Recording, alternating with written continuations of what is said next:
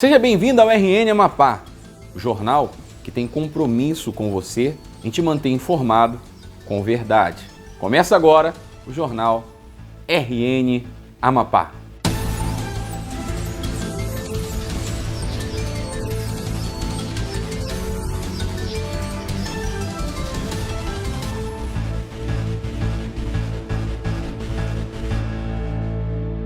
Governo do Estado estará distribuindo kits contra Covid-19. Serão 50 mil kits.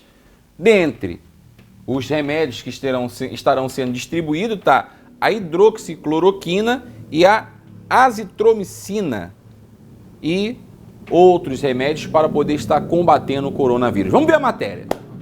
A medida é para dar suporte no atendimento aos pacientes. Também foi anunciado o reforço das equipes de saúde nos municípios. Durante o encontro, foi falado sobre os resultados apresentados com a implantação do lockdown e as dificuldades enfrentadas nesse período, além da proposta do plano de retomada gradual das atividades econômicas e sociais no Amapá.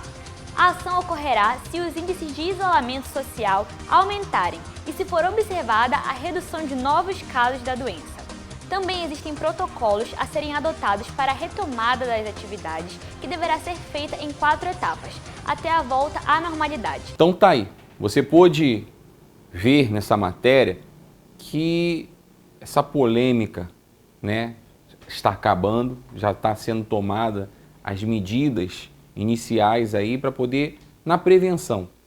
Porque, como tem sido dito em muitos estudos, que a gente tem visto ultimamente, que o melhor remédio contra esse vírus, que ainda é um vírus que ninguém conhece, ninguém sabe dizer exatamente qual é a cura, mas o melhor remédio é a prevenção, tanto em higiene e, claro, no combate, na parte do início do vírus. Então, é importante você entender. E outra coisa, temos ouvido falar muita questão de fique em casa, sim, temos que estar em casa, temos que estar ali respeitando a quarentena, mas olha, no momento em qual você percebe que você está sendo, nos primeiros sintomas dos vírus, então é importante você ir, procurar o atendimento médico, a consulta, não ficar em casa, e sim procurar o atendimento.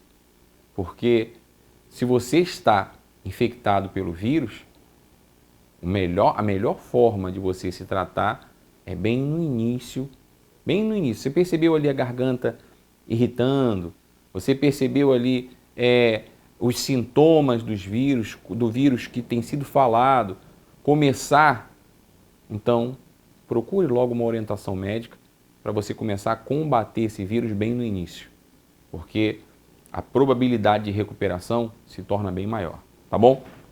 Bem, como as aulas presenciais estão suspensas, o Estado ele está abrindo vagas para os professores produzirem material didático. Vamos à matéria. Serão selecionados 3 educadores de cada área do conhecimento, em língua portuguesa, matemática, ciências, história e geografia. O profissional vai receber R$ 110 por cada material produzido.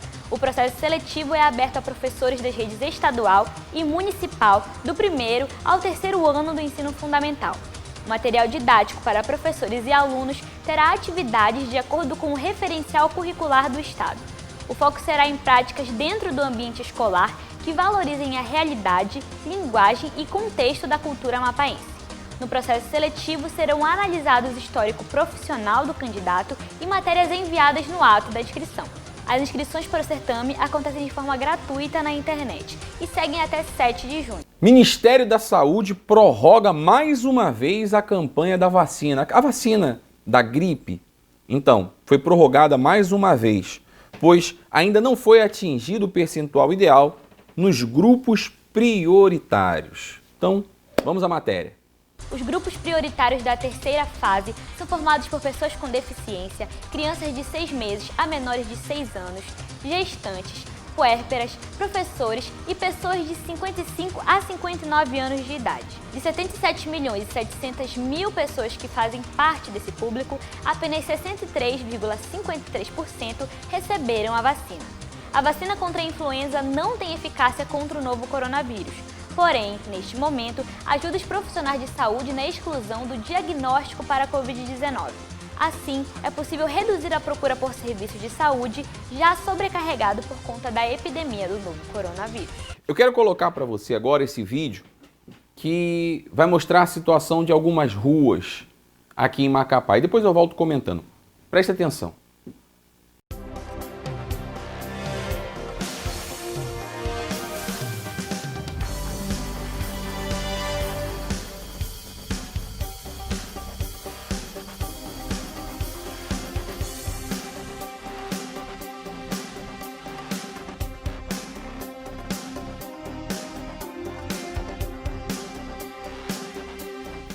Você, é isso aí, você. É o nosso repórter voluntário. Você pode estar preparando a pauta do nosso programa, enviando aí como está a sua rua, como está o seu bairro, o serviço público. Você filma e mande para a gente. Você não precisa se identificar, é só você filmar. Se você quiser falar, comentar alguma coisa, comente e nós vamos estar colocando aqui no programa. Se você tiver alguma ideia, sugestão também de alguma matéria que possamos estar colocando aqui no programa, fique à vontade, você pode estar enviando para o WhatsApp, qual você está vendo aqui no rodapé do seu televisor, está o número do WhatsApp, aonde você pode estar enviando essa matéria e a pauta para o nosso programa. Quero falar também a respeito do YouTube. Você pode estar aqui agora quadro a quadro, você está vendo aí o nosso canal no YouTube.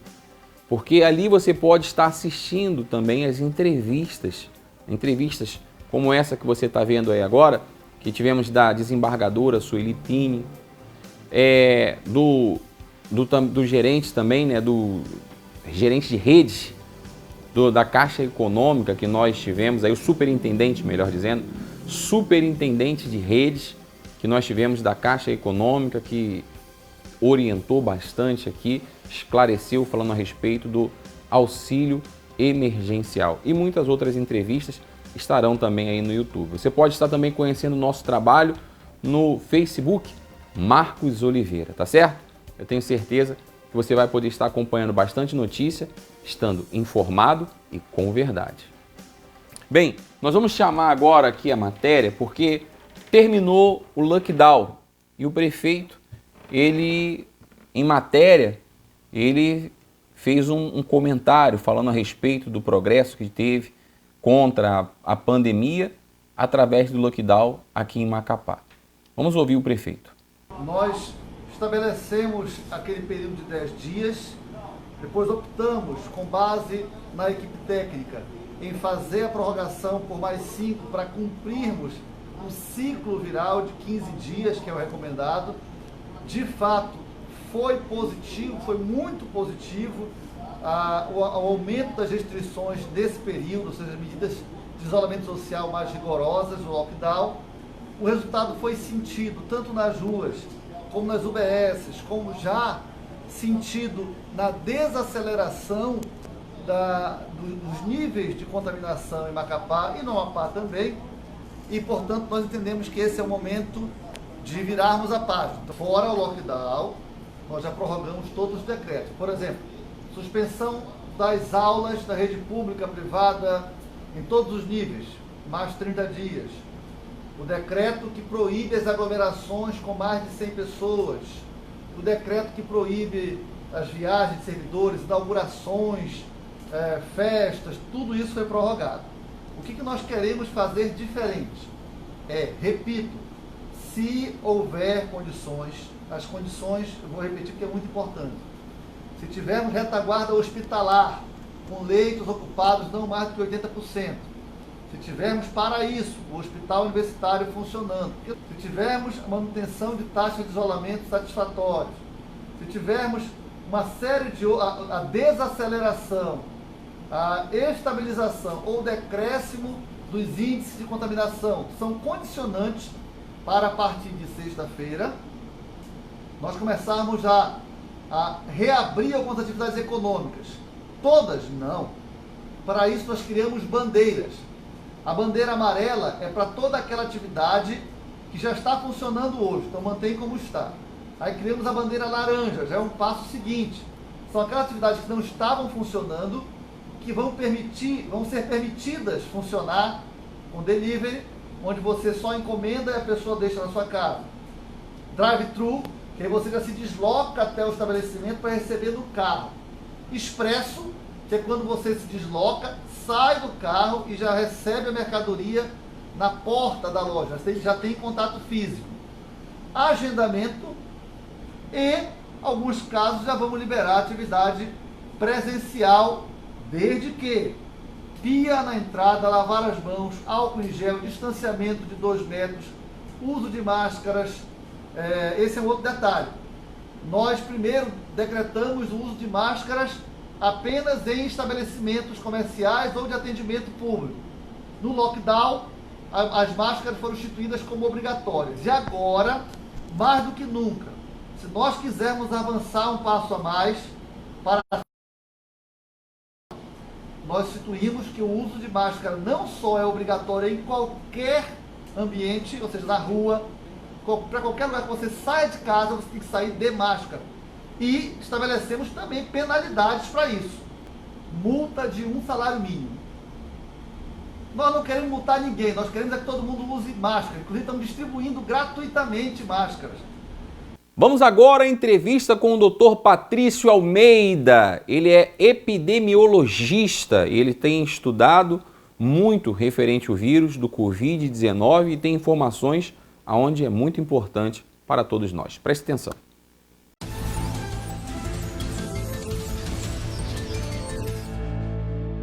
Nós estamos com o Dr. Patrício Almeida, doutor em biologia, especialista em doenças transmissíveis. Doutor, por favor, o senhor pode especificar a especialidade do senhor, como o senhor estava passando para a gente há pouco? Sim, eu sou epidemiologista de especialização e sou doutor na área de biologia de agentes infecciosos e parasitários, tá? Sim. E, claro, o senhor tem estudado, o senhor tem visto, né, o coronavírus, tem estudado a fundo essa questão desse vírus que é o novo coronavírus. Quando eu falo novo coronavírus, é porque o coronavírus ele já existia. Pelo que a gente tem informações, né, já existia o coronavírus, por isso, o novo coronavírus que tem o nome de Covid-19. Agora, dentro da especialidade do senhor, doutor, por favor, resuma para a gente, de uma forma que todos nós possamos entender, o que é exatamente o Covid-19. Vamos lá. Na verdade, o vírus é conhecido com o nome dele, o agente etiológico é conhecido como SARS-CoV-2. Esse é o vírus, tá? SARS-CoV-2. Ele causa uma doença. A doença é conhecida como Covid-19, tá? A doença é conhecida como Covid-19. Por que Covid-19? A gente sabe que o coronavírus é porque ele tem uma estrutura, uma cápsula proteica, onde vão ter proteínas. E essas proteínas, a estrutura que a gente chama de espículas, são como se fossem hastes, né, onde ele vai ligar a célula, tá? Essas espículas lembram pra gente como se fosse uma coroa. Então deram o nome de coronavírus, tá? Esse vírus em questão apresenta várias proteínas na sua superfície e ele tem uma cápsula proteica. É bom lembrar aquela aula de biologia lá atrás. Os vírus são parasitas obrigatórios intracelulares, ou seja, só vive dentro da célula. Tá? Tradução. Se esse vírus só vive dentro da célula, ele vai precisar do aparelho, né, do aparato celular para poder se reproduzir. Esse vírus em questão, o SARS-CoV-2, ele foi identificado na cidade de Wuhan primeiro, né? Aí se criou aquela discussão que até hoje ainda tem que se definir. De onde veio a entrada desse vírus? Uma das especulações que foi criada, que foi um consumo, na verdade, de alguns morcegos, né, que foi colocado naquela época lá, que havia sido feito dentro de uma feira, né, onde existia o consumo desses tipos de materiais, desses tipos de alimentos em questão. É um hábito cultural chinês, né, desse tipo de alimentos. Tradução, a gente teve depois com isso um grande incremento de casos, né, se iniciou um surto primeiro na cidade de Wuhan, foi tentado se fazer uma barreira sanitária dentro da cidade e o número de incremento de casos veio crescendo de forma vertiginosa. Como a gente vive hoje numa situação que o mundo é global, resultado, as pessoas acabaram por visitar a China e acabaram por trazer esse vírus para outros continentes. E aí a gente está vendo o desenrolar de hoje, né? O Brasil, por exemplo, tomou contato com um vírus especial que veio por características genéticas da Europa tá? E a gente sabe que esse vírus apresenta pelo menos 16 subtipos, ou seja, 16 cepas, tá? Conhecidas, ok?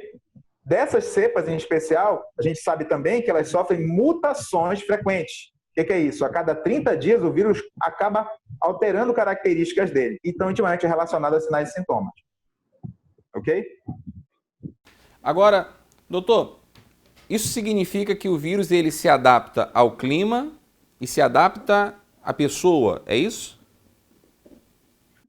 Os vírus, na verdade, têm uma alta capacidade de adaptação. Esse vírus em especial, ele sofre mutações a cada 30 dias e a gente tem percebido mudanças de sinais e sintomas. De início, a gente percebia aquela situação da faringite, não é isso? Aquela incômodo na garganta, nas narinas. Alguns pacientes hoje referem à perda do paladar, a perda, na verdade, do olfato, aquelas otites, que é o pessoal comum, que sentia aquela dor no ouvido, a urticária, aquelas irritações na pele e às vezes na região do tórax. Pacientes referindo hoje já dor abdominal e diarreia, tá? Então, assim, de acordo com a variação que a gente sabe que é climática e de acordo com a variação do ambiente que onde vive, quando a gente fala de ambiente, a gente fala do corpo humano também, ou seja, do hospedeiro, aquele que vai albergar o vírus, ele vai tender a se adaptar às características do hospedeiro. A tendência, qualquer, na verdade, o ser vivo tem essa característica, mas o ser molecular tenta procurar células para poder se reproduzir. Os vírus são seres moleculares, eles não são seres vivos, tá? Só para lembrar, ok? Então, a tendência natural é que esse vírus acaba se adaptando, ele é um vírus com uma boa capacidade de adaptação. Foi feito um trabalho, por exemplo, lá em especial no Japão, que foi avaliado lá a capacidade desse vírus, por exemplo, se propagar em ambientes com menor temperatura e maior temperatura. Ele conseguiu ficar no ambiente em menos 2 graus Celsius, tá dando para entender? E ele conseguiu suportar temperaturas de até 46 graus Celsius, por exemplo, numa sauna, tá? Ele continuou presente ali, algumas pessoas foram infectadas. A gente percebe isso, por exemplo, na África, a gente pode perceber isso no Amazonas, né? A boa capacidade desse vírus se adaptar às questões de ordem climáticas e às características do hospedeiro, tá?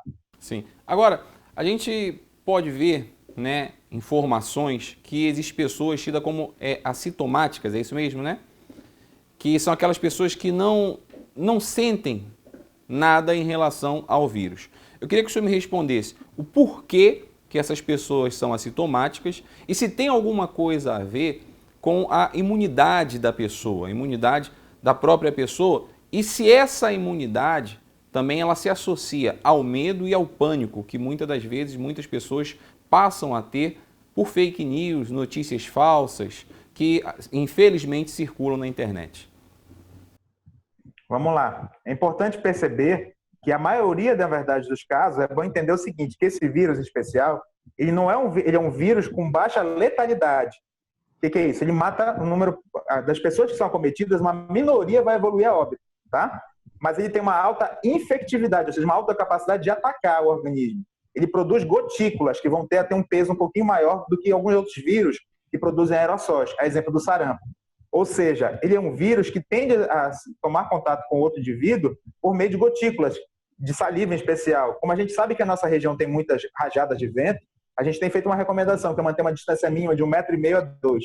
Não é isso que vocês têm recebido sempre com frequência? Isso. Aí é interessante perceber que quando a gente fala de transmissibilidade do vírus em especial, esses fatores em características do vírus fazem toda a diferença para a disseminação dessa doença. Tá? Patrício, 85% pelos estudos que já foram desenvolvidos epidemiológicos mostram que não vão ter sinais e sintomas. Isso tem a ver diretamente com as características do hospedeiro, ou seja, ele tem uma imunidade que é competente, responde à infecção. Tá dando para entender? Tradução, muito das vezes, não confundir o que é infecção com doença. Infecção, a gente tem que lembrar que é uma invasão, correto? Doença é essa quebra de equilíbrio entre o invasor e o hospedeiro. Tá dando para entender? Tô entendendo. Então, assim, a maioria pode responder à infecção neutralizando o agente imediatamente. Eles são conhecidos por nós como elos epidemiológicos. Alguns podem conviver com o vírus, tá? Mas qual é o grande problema deles? Eles podem servir de possíveis veículos. A gente sabe que hoje, pelos estudos que mostraram, que essas pessoas assintomáticas, elas não são potenciais transmissoras, tá? Isso é um dado recente. Então, essas pessoas que são assintomáticas, elas não transmitem? É isso? Elas não são potenciais transmissoras. Potenciais. Porque elas tendem a não desenvolver a doença. Qual é a forma de transmissão da doença? Através da tosse. Estou entendendo. Ok? É isso. Então, os por que você usa uma assintomáticos... máscara? Porque a tendência é você proteger o outro. A próxima... Quando você está respirando, quando você está falando, você está eliminando gotículas de suspensão. Se você desligar a luz da sua casa e colocar uma lanterna, você vai perceber que tem milhares de partículas de suspensão no ar. Foi feito um estudo no Japão que mostrou exatamente isso, a área que o vírus consegue ficar. Num ambiente, por exemplo, como esse de uma UTI, por exemplo, você pode ter, por exemplo, até uma distância de até 6 metros, né, do local onde está o paciente internado em ventilação mecânica, presente no ambiente. Tá? Ou seja, existe uma relação dos elos epidemiológicos, da imunidade específica desse indivíduo que contribui para que ele não desenvolva a doença. E, como eu falei, eles não desenvolvem a doença porque eles tendem a debelar a infecção no imediato. Ok? Quem é que tem uma relação direta? Aqueles que têm sintomas. Eles tendem a liberar o vírus no ambiente, correto? Sim. Agora, doutor, a melhor forma, podemos dizer assim, de prevenir o vírus é a higiene, né? Lavando as mãos, pelo menos é o que as notícias que nós estamos tendo. Então, se a maior forma de prevenir é a higiene, eu queria que o senhor me informasse, será que vamos dizer assim, fundamental esse isolamento, principalmente o isolamento mais rígido? O senhor vê isso como fundamental ou o senhor veria que seria mais, vamos dizer assim, eficaz investir forte na questão de informar da higiene, de trabalho de higienização, não somente das ruas, mas das pessoas que vão estar ali passando, transitando nas ruas? O mais importante sempre é lembrar que as medidas que foram adotadas, em especial, ponto 1, de isolamento para aqueles casos confirmados. Ponto 2, para aqueles que estão em quarentena porque tomaram contato com alguém positivo. E ponto 3, aqueles que não tomaram contato com nenhum caso positivo ou que alguém que tomou contato com positivo, mas que vai manter o que a gente chama de distanciamento social.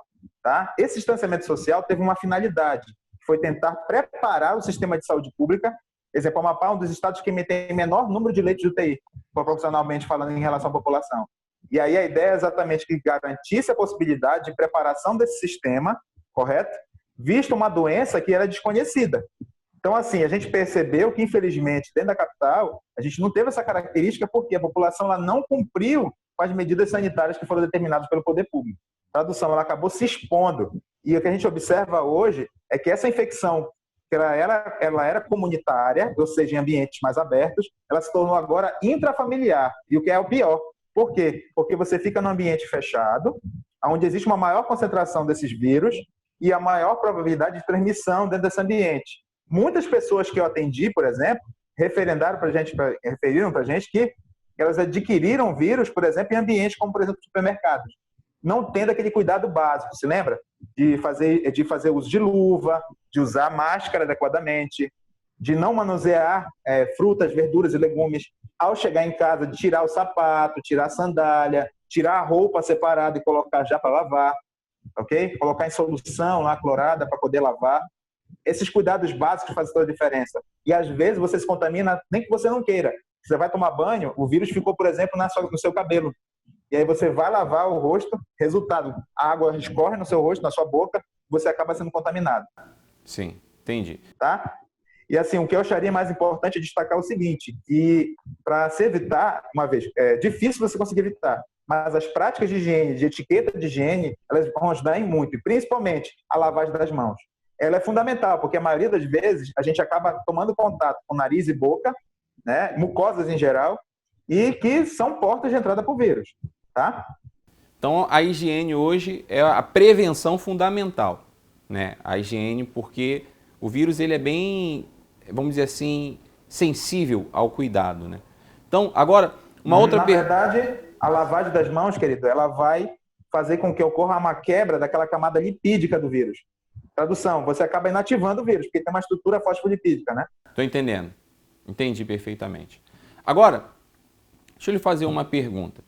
Qual o tratamento para o vírus, né, contra o vírus, vamos dizer assim? Qual o tratamento contra o vírus? Em que momento deve-se começar esse tratamento? Como a pessoa ela deve agir? E uma pergunta, né, que todos no final querem saber.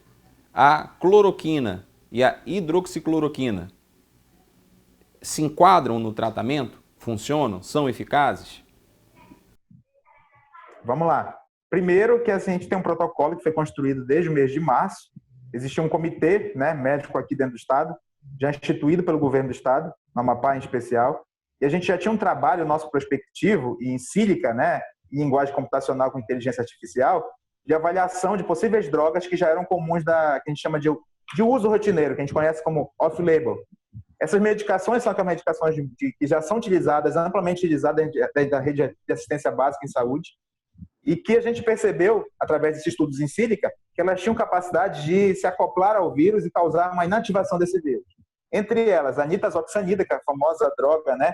Tem o nome da cantora, né? Anitta, né? Que tem uma função basicamente de inibir a entrada do vírus na célula, porque ela vai evitar que esse vírus, que tem uma espícula, se lembra? Se acople na célula e automaticamente entre no meio intracelular, injetando o seu material. Outra coisa importante, ele vai também estimular a formação do que a gente chama de interferon 1, que estimula a nossa imunidade natural, aquela imunidade inata, aquela que a gente nasce com ela, tá? Segundo, a ivermectina, que é aquele famoso remédio para ectoparasitas, ou o famoso remédio para piolho, né? Agora a gente não pode usar essa palavra, remédio para ectoparasitas com ação antiviral, porque ela vai ter ação sobre o núcleo celular, evitando que o RNA do vírus seja replicado no núcleo da célula, do hospedeiro. Geralmente o vírus toma para si o núcleo. E o terceiro é geralmente um antibiótico, que deve ser um macrolídeo.